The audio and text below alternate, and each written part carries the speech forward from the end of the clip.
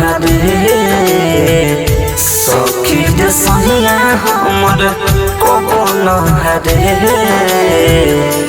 घोड़ी बना के ढूंढी पर मारे सखी रे घोड़ी बना के ढूंढी पर मारे सखी रे सैया हमर कबो न हरे घोड़ी बना के ढूंढी पर मारे सखी रे घोड़ी बना के ढूंढी पर मारे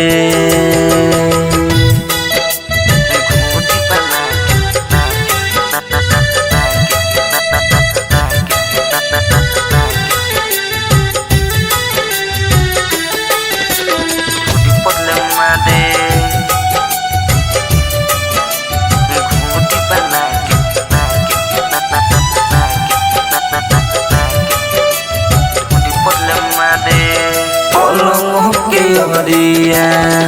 कोटे बड़ी हरिया पलंग के हरिया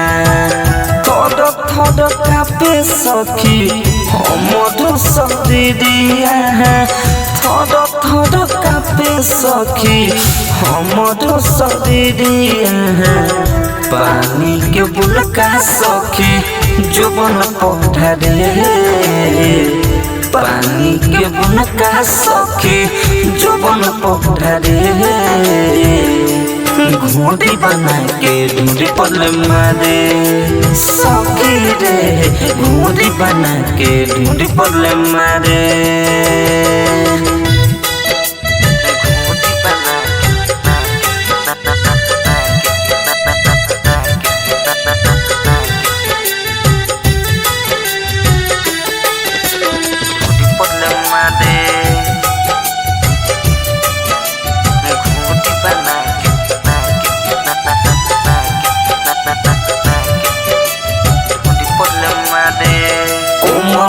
बदना बाप गोदला गोदना कोमल बदना बाप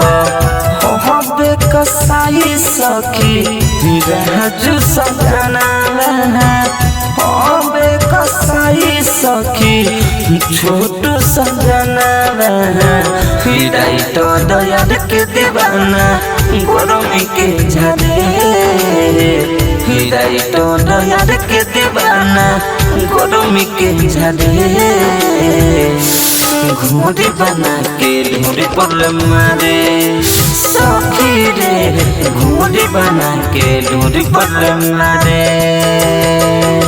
रौनक रिकॉर्डिंग स्टूडियो मेजरगंज सीतामढ़ी।